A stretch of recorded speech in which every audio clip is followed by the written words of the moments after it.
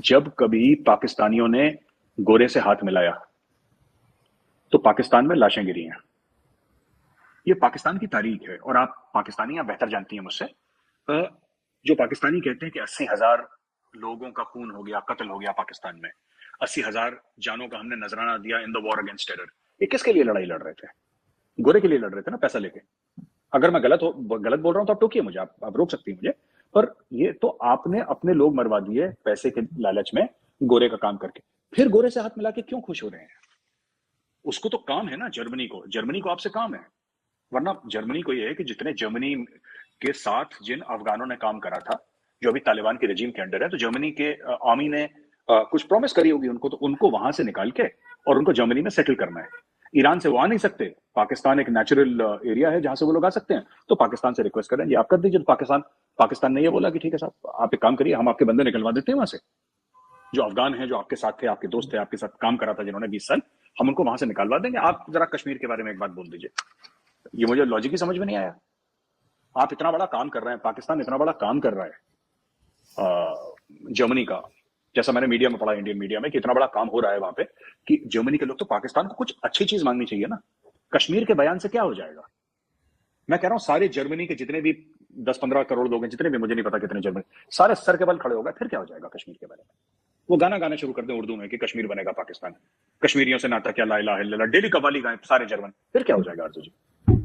India दे देगा कश्मीर। तो ये देखिए, बात यह ना कि मैं सिर्फ, मुझे इस चीज का बुरा लगता है कि इन लोगों ने जो लूट मचाई, ठीक है, वो आपका पैसा है, आप लोग जाने। मैं वीडियोस देख रहा था पाकिस्तान के ना, फ्लड्स के जो विक्टिम है ये, और ठीक है, पाकिस्तानी फौज को मैं दुश्मन फौज कहता भी हूं और कहता भी चला हूं, दुश्मन फौज रहेगी और उनके लिए हम दुश्मन फौज हैं, वो कोई दिक्कत नहीं है। लेकिन वो 3 साल की लड़की है ना, जिसने खाना नहीं खाया 2 दिन से, मुझे इस चीज का बुरा लगता है। When you watch such images ना, these are mentally very disturbing. फिर बंदा भूल जाता है कि ये पाकिस्तानी है या हिंदुस्तानी है या अमेरिकन है या अफ्रीकन है या ब्राजीलियन है, मंगोलियन है, ये सब भूल जाता है आदमी। फिर उसको दिखता है यार 3 साल की लड़की है, छोटी सी, जो ठीक से शायद बोल भी ना पाए, जो अपने भाव जो है वो व्यक्त ना कर पाए, अपने दिल की बात है वो भी ना कह पाए ठीक से। बच्चा बहुत छोटा होता है, 3 साल का, 2 साल का बच्चा, वो भी लग रहा है।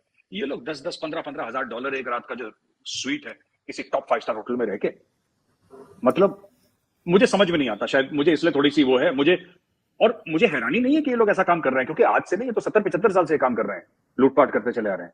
लेकिन ये जब मैं देखता हूँ कि यार ये बच्चा, किसी बच्चे को भूख लग रही है, वो एक मैं देखता हूँ वो वीडियो, कहीं किसी ने भेजा था मुझे पाकिस्तान से, किसी साफी ने भेजा था।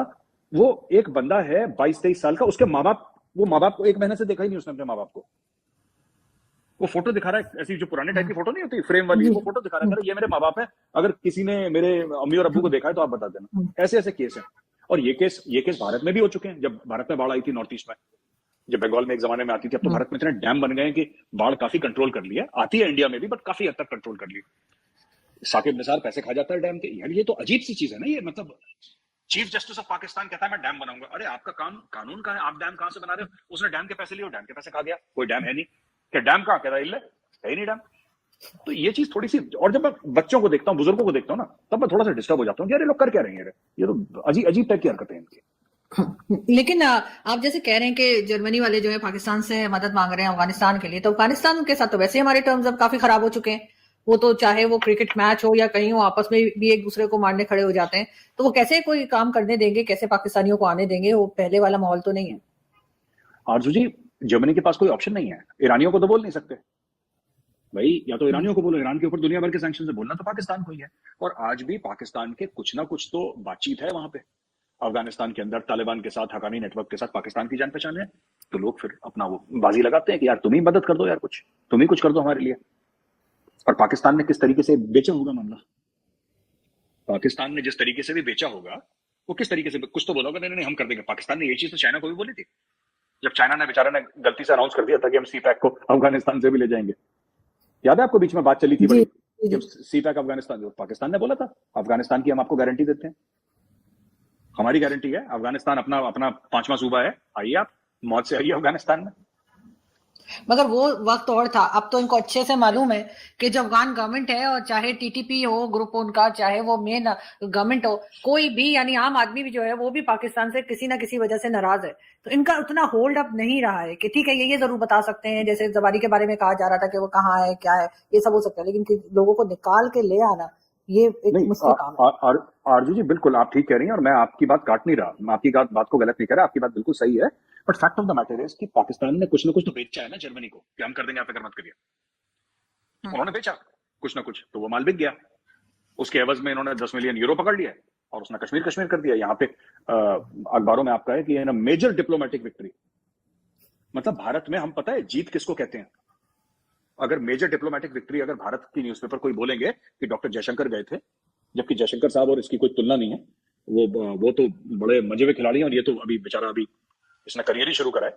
लेकिन आरजू जी बात ये है कि अगर कभी भी आप ये देखेंगे ना मेजर डिप्लोमेटिक विक्ट्री, ये बड़े संजीदा किस्म के ये लफ्ज होते हैं। These are very important things. इनको हल्के में हम नहीं बोल सकते मेजर डिप्लोमेटिक विक्ट्री, क्योंकि किसी ने कश्मीर बोल दिया। उसने बोला क्या? उसने यही तो बोला कि कश्मीर जो है, कश्मीर का मसला जो है यूएन रेजोल्यूशन के हिसाब से तय होना चाहिए, यही तो बोला उसने। उसने ये थोड़ा ना बोला कि मैं अभी जा रही हूं और मैं सब परचम लाल किले पे लहरा के आऊंगी। उसने ये बोल दिया। वो तो ऐसे बिहेव कर रही है पाकिस्तानी मीडिया की। उसने बिल्कुल कलमा वलमा पढ़ लिया और उसने बोला मैं ही गजवा हिंद करना शुरू कर दूंगी। ये तो ऐसे खुश हो रहे हैं। वो और क्या बोलेगी? वो जर्मनी की फॉरेन मिनिस्टर क्या बोले? आप कल ब्रिटिश फॉरेन मिनिस्टर से पूछेंगे कश्मीर के बारे में, अगर सवाल पूछेंगे तो क्या बोलेगा? वो तो ये बोलेगा कि यूएन के हिसाब से तय होना चाहिए। कोई भी यही बोलेगा, कोई भी ये बोलेगा, क्योंकि यूएन के रेजोल्यूशन है 1948 वाले। तो इसमें कोई क्या, आप क्या चाहते हो क्या बोले? जो था फॉर्मल बयान, जो था सबका स्टेटेड बयान है, वो दे दिया उसने, कहानी खत्म। इसमें इस चीज को इतना बड़ा बना दिया कि जैसे बिलावल ने पता नहीं कौन सा भाला वाला मार दिया कहां पे। तो ये ऐसी बातें करते रहते हैं लोग। साजद, आपने एक आपकी मैं वीडियो देख रही थी, उसमें आपने ये भी बात की कि अब कई जो टेरर ग्रुप है उन्होंने अपने नाम बदल दिए हैं और इस किस्म से वो आ रहे हैं। लेकिन साथ साथ एक चीज और है, आपने कहा कि मैं खुद ये कहती हूँ कि यहाँ पे बहुत से लोगों का माइंडसेट ऐसा कर दिया है जैसे तालिबानी टाइप का। लेकिन फिर भी अगर हमारे यहाँ से एस्टेब्लिशमेंट या बाजवा साहब ये कह रहे हैं कि जी हम जो है वो अमन चाहते हैं, हम चाहते हैं कि वो सारी चीजें छोड़ दी जाए, तो उसमें जादू तो नहीं हो जाएगा ना, कुछ टाइम तो लगेगा। लेकिन क्यों इस किस्म की बात भारत की तरफ से होती है जैसे बिल्कुल भी ट्रस्ट नहीं है, थोड़ी सी भी कोशिश नहीं कर रहे हम लोग, इस किस्म का इंप्रेशन आता है। आरजू जी ऐसा है ना कि बाजवा साहब कह रहे हैं कि खत्म हो जाएगा, ये मुशर्रफ साहब ने भी एक बार बोला था खत्म हो जाएगा। तो ये जो जितने भी साहब है ना आपके जो बोलते हैं, चाहे वर्दी में हो चाहे वर्दी में ना हो, शलवार कमीज पहने या फिर वो खाकी वर्दी पहने, ये हर साहब ने बोला है और हर साहब ने यही करा है जो बाजवा साहब ने करा है। तो हम देखिए, भारत ये कह रहा है कि हमें भरोसा तब होगा जब कश्मीर में अमन हो जाएगा। आज की तारीख में कश्मीर में अमन नहीं है, ठीक है।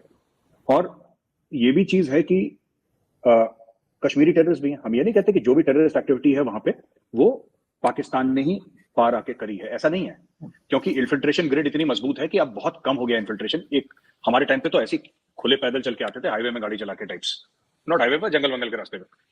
आजकल तो बहुत कम हो गया इन्फिल्ट्रेशन। लेकिन पाकिस्तान ने इंटरनेट का इस्तेमाल करके एक पूरी कौम को कश्मीर में रेडिकलाइज करा है। वही जो अपने यहाँ जिहाद का चूरन खिलाया था वो अपने लोगों को जिहाद का चूरन खिला रहा है। तो यही चीज चल रही है।